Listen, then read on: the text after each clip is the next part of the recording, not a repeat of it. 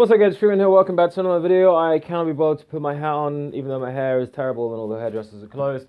Sorry, I may seem a bit lethargic today, but we just had a couple the same thief come in, and I'm full of adrenaline from just dealing with it. Sort of goes back to what I was saying before about why I kind of prefer working with men, because like if I was working with a dude, that would not have happened, because you would have seen two dudes there.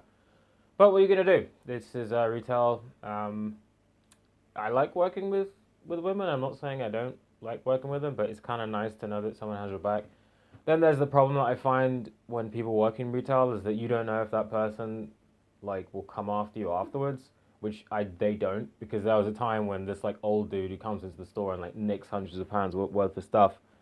He was walking with like five guys and he was getting really smarmy. He like turned around as they all walked past me and said, "Oh, there he is," and started yelling stuff at me. And like all of his mates were just like, hood down, I'm not getting involved, because they know that like if they escalate to violence, I don't give a shit. If you come at me and you're a threat to me, I will fucking take you down. Like I don't give a bleep if you're what I said the F word and then I bleep the other word. I don't give a crap if I'm wearing a uniform or not. You know, if you threaten me, self-defense, like. Anyway, what's up guys, Freeman here, welcome back to another video. I'm trying to do more of these vlogs where I'm just like sitting down, but I've just finished a 3-day water fast. I felt amazing yesterday. Now I'm feeling a bit different, probably because I had too much coconut oil. And I just want to send a message of hope to anyone who's listening to this who may have any sort of a chronic and long-term issue.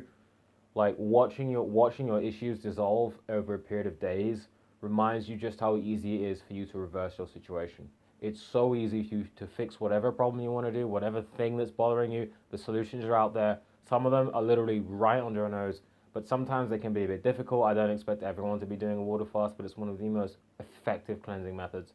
Doing it at work is another story. I tried that and I nearly died because just the stress of work plus like the stress of your body is kind of too much. But if you got time. But anyway. Today, I wanted to talk about something that I talked about before, which I'm not sure how well I can really articulate it now, but I'll try. And that is that the gap between successful and unsuccessful people is vaster than I think most people really understand. And that's specifically coming from people who aren't successful. And when I say successful, I mean successful in life, successful in finances, successful in, like, especially like the higher and higher up you go. The difference in terms of character is astounding. Now, we often have this idea that like all the people working in Wall Street are like evil, these people, but when you think about it, like they're almost like a different breed of people. Now, I'm not excusing them, especially what's happening now with GameStop and Wall Street, which if you aren't following, Wall Street lost $70 billion because a bunch of shit posters just got together and deliberately bought GameStop stock. Because GameStop, what they did is they basically did a run on their stock whereby, I can't remember if they reduced it or increased it, but they did the thing that insider trading people do whereby they deliberately changed the stock to benefit them later on. And people found out about this, and so they all went and they basically bought stock to rise the stock. So all these hedge fund investors lost a ton of money because they took the stock out. And now to buy the stock again, I may be butchering this, to buy the stock again cost them a lot of money, so they're like out by a ton. And you have mainstream media articles saying all these horrible people, but actually it really shined a light on the fact that if these insider traders want to do it, that's fine, no one cares. But the moment you silly pleb do it, the moment you do it, we're going to shut down the market. So they shut down buying, they shut down a lot of stuff on an app called Robinhood, which is quite popular, and probably other places. But anyway, what I wanted to talk about is that more specifically, like, the gap between someone who is successful and who is not is almost like night and day. And I think in this common age that the middle class almost fetishize the idea that everyone is mediocre. And when they look at successful people, especially what socialists do, and lefties will do, is they'll say, oh, these horrible, evil people with all the money, we need to tax the rich and do all this, that, and the other. But you can't tax the rich because the rich will just leave. And even if you tax them, it's like it's not going to be anything on them, and they're going to want to get their money back. But more specifically, I wanted to focus in on the idea that we need to stop thinking of ourselves as so mediocre, and because when we do that, we sort of, like, for example, a great example I find is that when you find people who are successful at things, like for example someone who starts a YouTube channel, I've heard this so often.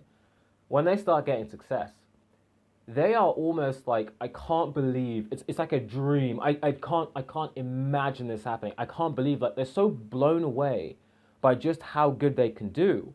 I think because the middle class have sort of been educated to think that the path between there and there is long and difficult, and there's all this and there's all that, and I'm just gonna stay where I am right now. Hang on, quick drink break. But in order to break that spell, because let me finish that last point.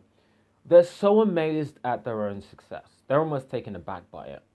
And for a while, I was the same. Like, for example, ages ago, believe it or not, I actually opened up a Patreon account.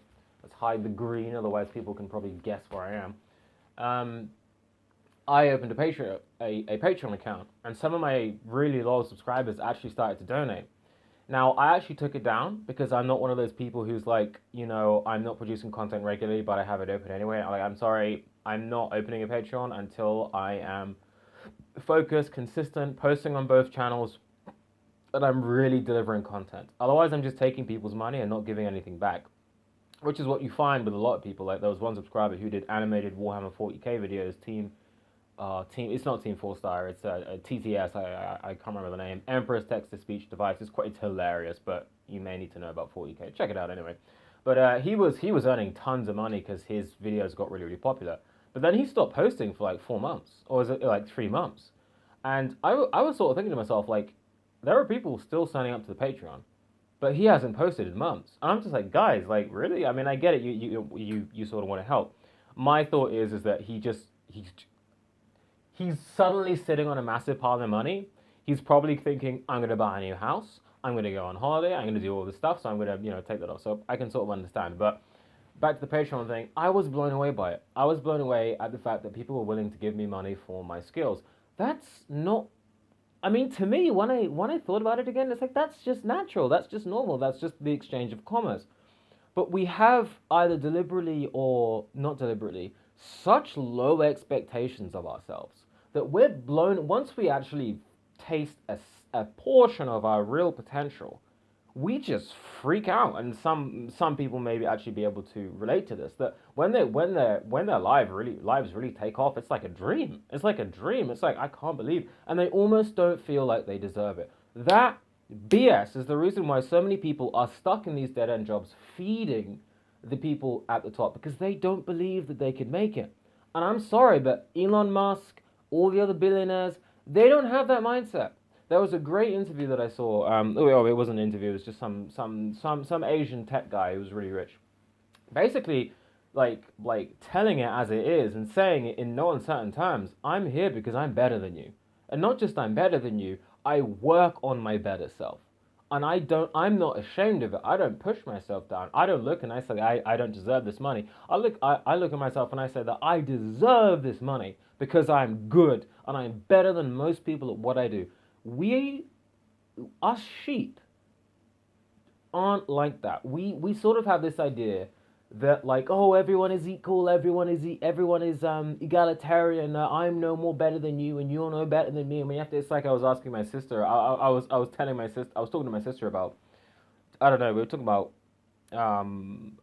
relationships. Just a random throwaway conversation. I was dropping her off to get some pet food for her, but she was saying, no, relationships are 50-50. You have to do 50-50. Everything is equal. And it's like, I felt like throwing the book at her about how that's stupid and how people in those relationships don't often last, and that women are naturally, they want to follow, they don't want to lead. And that's not because they're inferior. It's because that's just the way that it is. And you can't actually quantify this 50-50 stuff because you have different lives, you have different minds, you have different wants, different desires. You both bring different things to a relationship. So if you have, for example, I'm not saying she wasn't like this, but a woman who stays at home and doesn't have a job, which you see a lot of men there will let women into their house because, well, sex basically, and she'll just do nothing.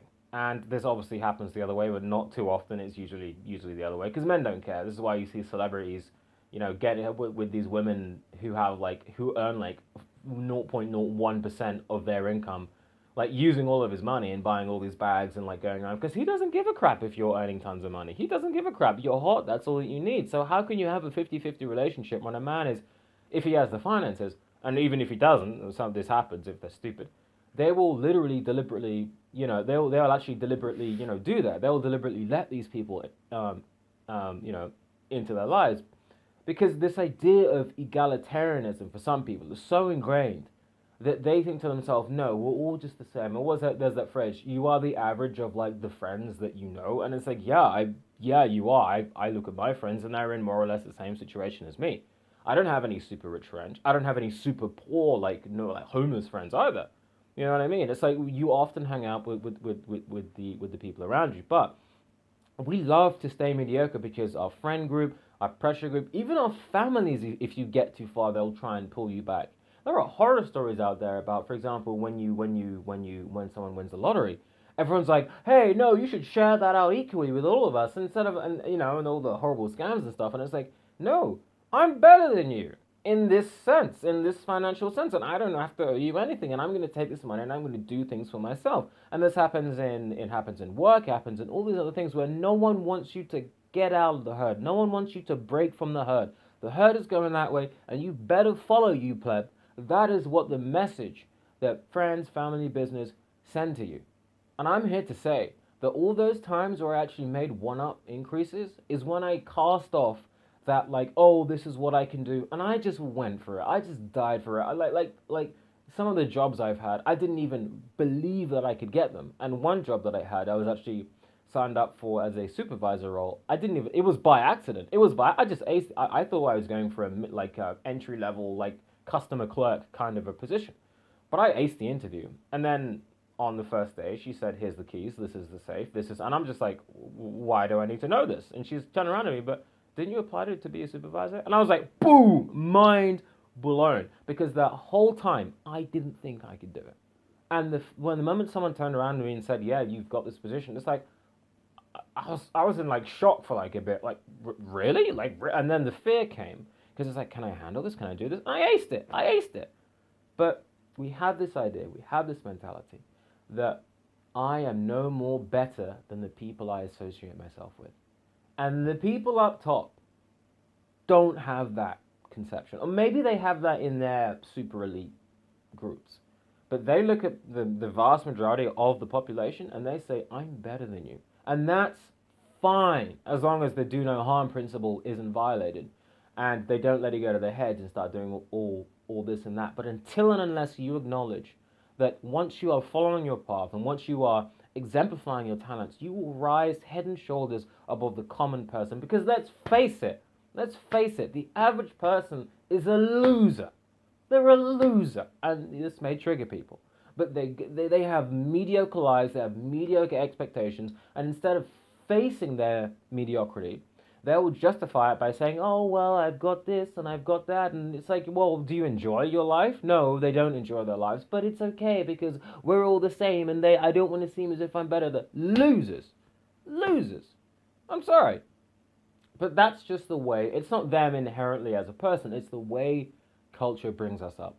Where even if they're not happy with their lives, they will carry on with their mediocre existence because they don't want to exemplify their talents. And a lot of this starts from home, a lot of this starts from school, a lot of this starts from, that example that I gave about, if you stand up in a pub and say this, that. I was told it so many times, you already know, people will try and, crabs in a bucket, basically, crabs in a bucket, and they don't want to break from the herd. So do it. So do it! What's that name? What's his name? It's not Jordan Peterson. That big motivational speaker guy with a big jaw and lives in a castle. It's like, yeah, just do it. It's like, nah, man, you know what I mean. Anyway, that's all I'm gonna say for today, guys. Peace. Oh, by the way, it's NoFap. Oh God, I'll put it in the title what NoFap Day I am. Peace.